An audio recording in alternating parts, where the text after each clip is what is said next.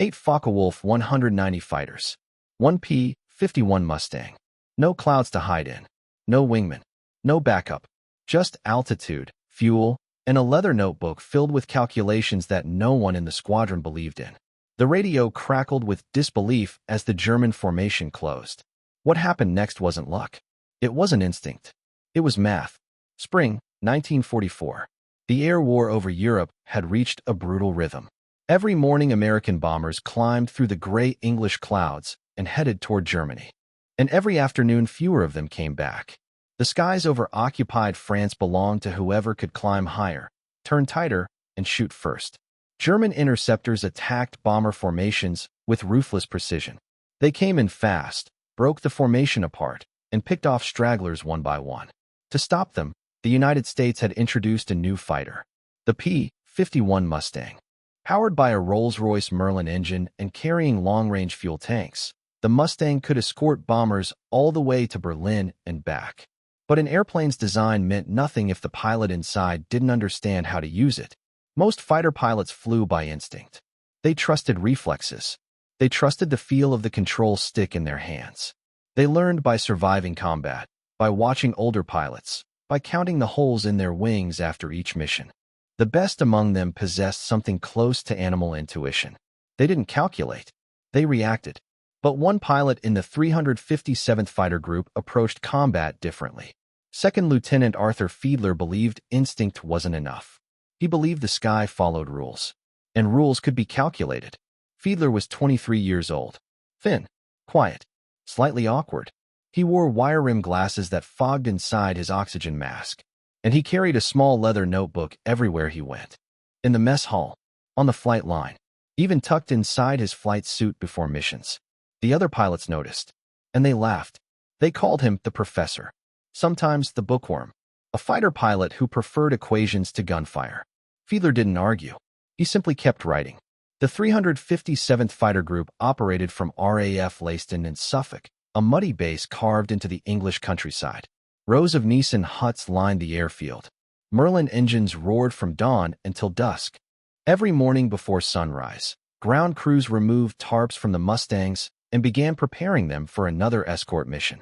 Every evening they counted how many aircraft returned. Some days the numbers were wrong. Feedler's crew chief, a Pennsylvania sergeant named Kowalski, liked him. Most pilots asked one question: "Is my plane ready?" Feedler asked different ones. How engine power changed with altitude. How the weight of external tanks altered balance. What trim settings produced the fastest dive recovery. Kowalski answered every question he could. Because unlike most pilots, Feedler actually wanted to understand the machine he was flying. Before every mission, Feedler calculated fuel consumption at different throttle settings, energy states at different speeds and altitudes. He studied German tactics not just from briefings, but from after-action reports he borrowed from intelligence officers. He read them like textbooks. His squadron mates thought it was ridiculous. One of them, Captain Derry, told him bluntly that math wouldn't save him when a Focke-Wulf got behind him. Another pilot said thinking too much would get him killed. A third joked that if he loved calculations so much he should have joined the engineers. Feedler nodded and kept flying. He wasn't a natural pilot. His early training flights were rough. Instructors wrote that he over-controlled the airplane and hesitated during maneuvers. But he improved steadily, methodically. Instead of relying on instinct, Feedler studied the physics of flight. Every maneuver became a problem to solve. Forces, angles, energy. Then he practiced until his hands performed automatically what his mind already understood. By the time he reached England, he wasn't flashy. He wasn't aggressive. But he was precise. His first combat mission was an escort run to Stuttgart. 8 hours of freezing air and cramped legs. He stayed in formation the entire time. No enemy contact. No kills. Just another mission completed. No one mentioned Feedler in the debrief. His second mission was different. Near Mannheim, German Bf 109 fighters attacked the bomber formation. The sky filled with contrails and radio calls. The formation scattered. Feedler found himself alone while trying to rejoin his flight. Ahead of him, a German fighter rolled in behind a straggling bomber. Feedler dove. The Mustang accelerated quickly. He closed the distance. But the German pilot spotted him and broke hard left. Feedler followed. The Messerschmitt snap-rolled and dove vertically. Feedler pulled back hard. G-forces crushed his chest. His speed dropped. The German disappeared below him. Feedler never fired a shot. Back at Leiston, Captain Derry asked what happened. Feedler started explaining. Altitude. Speed. Angles. Derry cut him off halfway through. You think too much, he said. Just shoot. Feedler nodded. He didn't argue. That night he returned to his bunk and opened his notebook. He drew the entire engagement. Every turn. Every altitude change. Every mistake. In the margins he wrote notes. Energy too low. Turned too early. Should have climbed instead of chasing. He didn't defend himself. He studied. Arthur Feedler grew up in Dayton, Ohio. His father worked as a machinist. His mother taught elementary school. Their small house stood near railroad tracks where freight trains rattled the windows every afternoon. Feedler learned to read early and never stopped. At 10, he was borrowing engineering books from the public library. At 14, he built model airplanes with accurate airfoil shapes and movable control surfaces. While other boys played sports, Feedler studied aerodynamics. He wanted to attend Ohio State University and study aeronautical engineering, but his family couldn't afford it. So he took a job at a metal fabrication plant. Night shifts, long hours, saving every dollar, and spending his free time reading borrowed textbooks. He taught himself calculus, fluid dynamics, structural mechanics. Then Pearl Harbor changed everything. Feedler enlisted in the Army Air Forces in 1942, not because he wanted to fight, but because it was the only way he would ever sit in the cockpit of an airplane. When the recruiter asked what he wanted to be, Feedler answered immediately. Pilot. The recruiter looked at his glasses and frowned. Feedler passed the vision test anyway. Flight training in Texas was brutal. Heat. Dust. Instructors who tolerated no hesitation. Feedler struggled early, but he improved steadily. Every mistake became another note in his notebook. Every landing became smoother. Every maneuver more controlled. Advanced training introduced him to fighter aircraft. There he learned a lesson that would shape the rest of his life. Speed was currency. You spent it to climb. You spent it to turn. You earned it back by diving. Every maneuver had a cost. Every decision had consequences. Feedler wrote everything down. By early 1944, he arrived at RAF Leiston. Cold air. Mud everywhere. The smell of oil and wet wool in the barracks. His bunk sat among 7 other fighter pilots who spent their nights drinking and telling stories. Feedler usually sat quietly reading. One pilot finally asked what he was always writing. Feedler answered simply, I'm working on something. What? A better way to fight. The pilot laughed. Another said there was no better way. Just kill them before they killed you. Feedler didn't argue. He kept writing. What he was developing was a system. A way to translate the physics of flight into combat tactics. He called it comparative energy analysis. Every aircraft had limits. Speed, altitude, climb rate, turn performance. If you knew your limits and your enemies, you could predict the outcome of a maneuver before the fight even began. It was all theoretical. He hadn't tested it yet, but Feedler believed it would work. And very soon, he would have no choice but to prove it. The spring of 1944 was one of the most dangerous periods of the air war over Europe. The 8th Air Force was pushing deeper into Germany than ever before, bombing oil refineries, aircraft factories, and rail networks that kept the Nazi war machine alive. The Luftwaffe knew exactly how important those targets were, so they fought harder than ever. Experienced German pilots flew Focke-Wulf 190s and Messerschmitt 109s with ruthless precision. They didn't waste time chasing fighters. The bombers were the real objective, and they attacked them relentlessly, even when American escorts filled the sky around them. American fighter doctrine was simple. Aggression. Dive in. Close fast. Shoot quickly. The rule was clear. Close with the enemy and destroy him. When a pilot had altitude, speed, or surprise, the tactic worked. But when those advantages disappeared, aggression could become a trap. Because every maneuver cost energy. A tight turn, a steep climb, a violent dive. Each one drained speed. And once a fighter became slow, it became vulnerable. German pilots understood this perfectly. They baited American fighters into turning battles that burned energy. Then they disengaged and climbed out of reach. Or they executed split S dives, pulling American pursuers downward into layers of anti-aircraft fire waiting below. Losses mounted. In a single week, the 357th Fighter Group lost 3 aircraft, 2 to ground fire, 1 in a mid-air collision during a chaotic dogfight. Arthur Feedler noticed something. The pilots who died weren't always the worst pilots. Sometimes they were the most aggressive. The ones who chased too long, turned too hard, dove too steep. They ran out of energy. And once they did, the enemy controlled the fight. During one debriefing, Feedler carefully mentioned the idea. Maybe, he suggested, they should fight differently. Maybe they should manage speed and altitude more deliberately. Maybe physics should guide their decisions, not just instinct. The squadron operations officer, Major Callahan, cut him off almost immediately. The mission was to protect the bombers, not experiment with theories. The Luftwaffe respected aggression, not hesitation. Feedler's job was simple: fly his position, follow his leader. Feedler nodded, then quietly asked if he could make one suggestion anyway. Callahan sighed. Make it quick. Feedler opened his notebook. Inside were diagrams showing altitude, speed, and maneuvering envelopes. He explained that an aircraft's real strength wasn't simply speed. It was total energy, the combination of speed and altitude.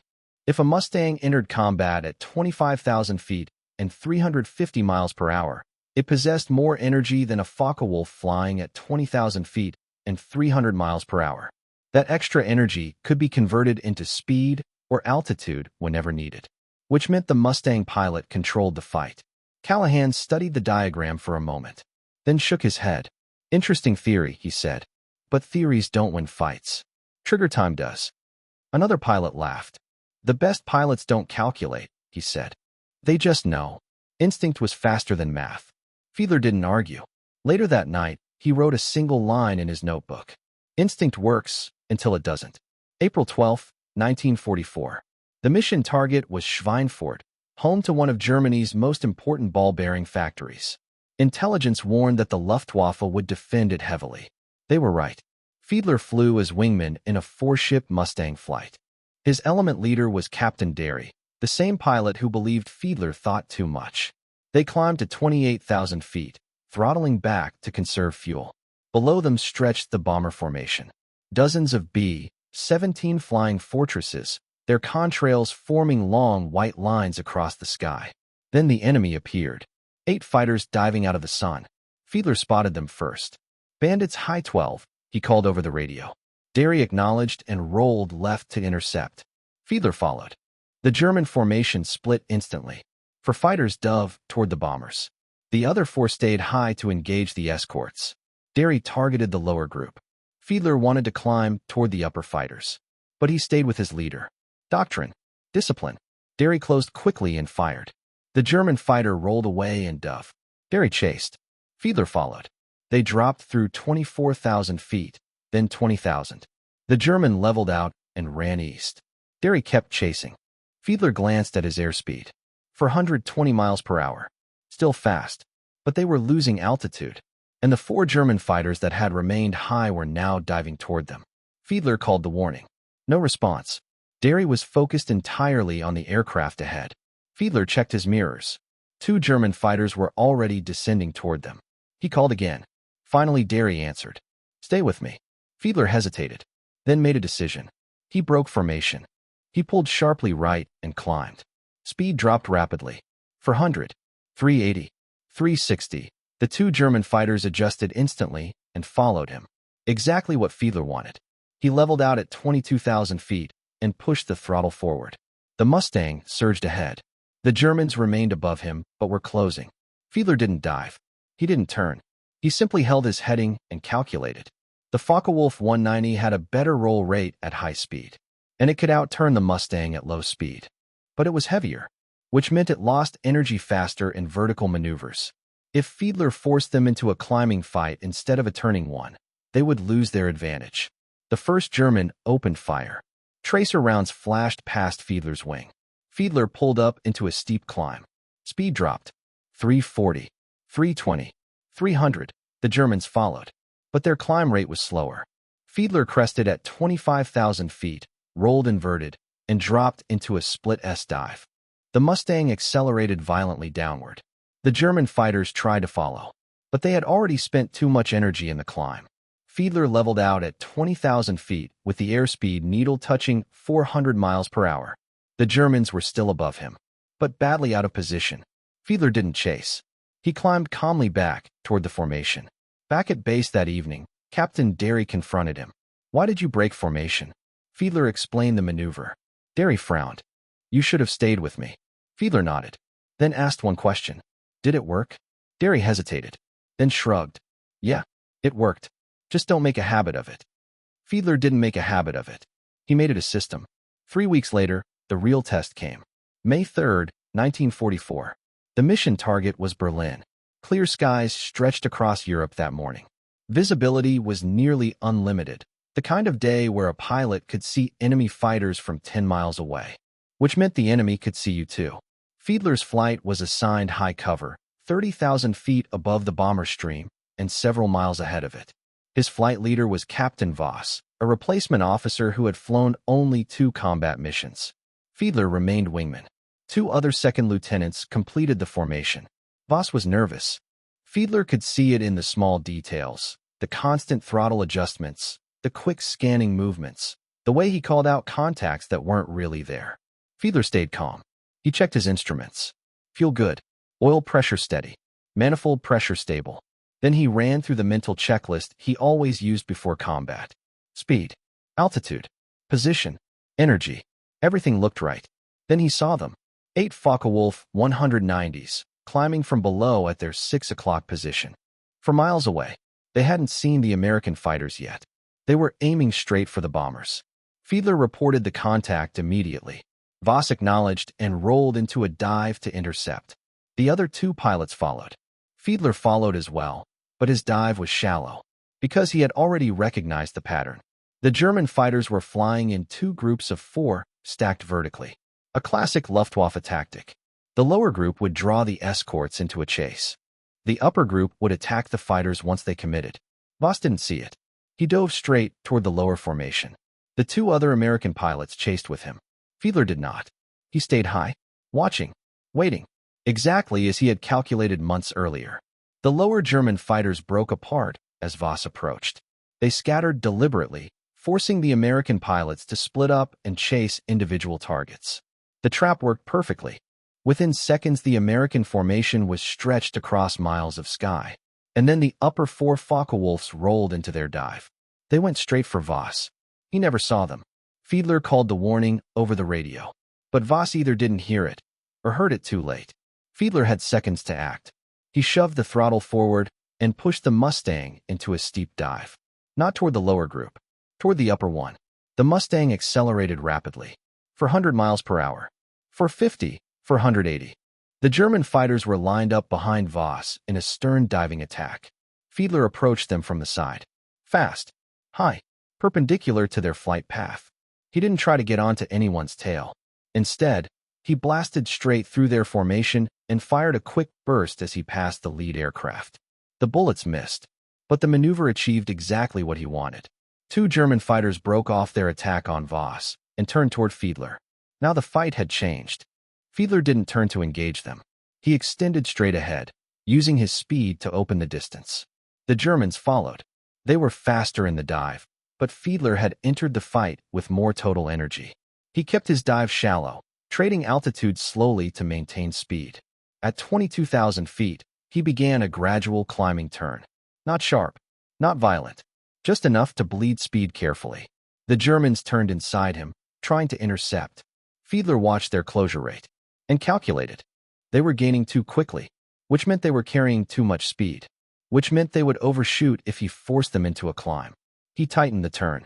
His airspeed dropped to 320 miles per hour. The first German followed aggressively. Too aggressively. His nose pitched upward as he tried to stay inside the turn. His speed collapsed. The aircraft stalled and snap-rolled. Feedler rolled the opposite direction and dove. The Mustang accelerated again. The second German fired from long range. Tracer rounds passed harmlessly behind the American fighter. Feedler ignored them. He leveled out at 20,000 feet and checked his mirrors. 1 German was still chasing. The other was recovering from the stall. The remaining fighters were scattered across the sky, and Voss's flight had disappeared miles away. Feedler was alone. 8 German fighters. 1 Mustang. No help coming. But Feedler wasn't thinking about odds. He was thinking about energy. He still had speed. He still had altitude. And the German fighters were no longer coordinated. Numbers meant nothing if the enemy couldn't fight as a unit. Feedler climbed again. Slowly. Deliberately. The second German followed. Feedler led him close to firing range. Then pulled the Mustang into a barrel roll. The German overshot instantly. Feedler rolled back behind him for a brief moment, but didn't fire. The German dove away. Feedler climbed again. Another fighter approached head-on. Both pilots fired as they passed each other at nearly 700 miles per hour. Neither scored a hit. Feedler extended away once more. Climbing. Resetting. Regaining energy. Below him, the German fighters regrouped. 6 aircraft now. The other 2 had remained with the bombers. They tried to lure Feedler down into a turning fight. He refused. He stayed high, circling, waiting. Finally, one German pilot lost patience and climbed alone toward him. Feedler met him halfway. He rolled inverted and dropped into a diving attack. The German broke away before Feedler could fire again. Feedler climbed. Reset. The German formation fractured once more. Twice more they attempted coordinated attacks. Twice more Feedler forced them into vertical maneuvers that drained their speed. He never chased. Never committed too deeply. He simply made them spend energy they couldn't recover. After 7 minutes, the German fighters disengaged. One by one they dove east and disappeared. Feedler climbed back to altitude and rejoined the bombers. Voss and the other pilots were already there. Voss asked where Feedler had been. Engaging the upper group, Feedler answered. Did you shoot any down? No. Then what was the point? Feedler didn't reply. During the debriefing that evening, the intelligence officer asked several questions. How long did the engagement last?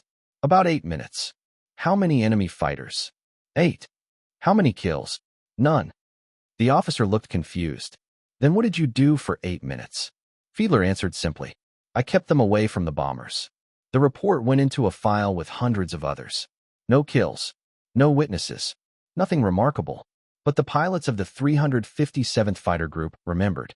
And slowly, quietly, some of them began to copy Feedler's methods. Stay fast. Stay high. Choose the moment to fight. Break away when the energy advantage disappeared. Within weeks, their survival rate improved. Losses dropped. Pilots returned with fewer bullet holes in their aircraft. Major Callahan eventually asked Feedler to explain his system to the entire squadron. Standing in front of a chalkboard, Feedler described the relationship between speed, altitude, and maneuverability. Some pilots listened. Others remained skeptical. But the results were impossible to ignore. The system worked. By the end of the war, Arthur Feedler had flown 68 combat missions. He scored 6 confirmed victories. Respectable, but not extraordinary. What was extraordinary was something else. He never had to bail out, never suffered catastrophic damage, and never lost a wingman. After the war, Feedler returned home. He finished his engineering degree at Ohio State University and spent 30 years working at Wright-Patterson Air Force Base, analyzing aircraft performance and writing technical manuals. He never became famous, but the principles he had developed in that leather notebook spread through military aviation. Energy management became central to fighter tactics. By the time of the Korean War, every fighter pilot learned the concept. By Vietnam, it had become doctrine. Even the famous Top Gun training program would later teach the same principles. Arthur Feedler died in 1993. His obituary mentioned that he had been a veteran and an engineer. It did not mention the 8 Focke-Wulfs. It did not mention the notebook. It did not mention that he helped change the way fighter pilots fought. But the people who knew, knew. Because in the skies over Europe in 1944, when 8 German fighters filled his mirrors and no one was there to help, Arthur Feedler proved something that many pilots had never believed. Math was not the opposite of courage. It was courage's most reliable ally.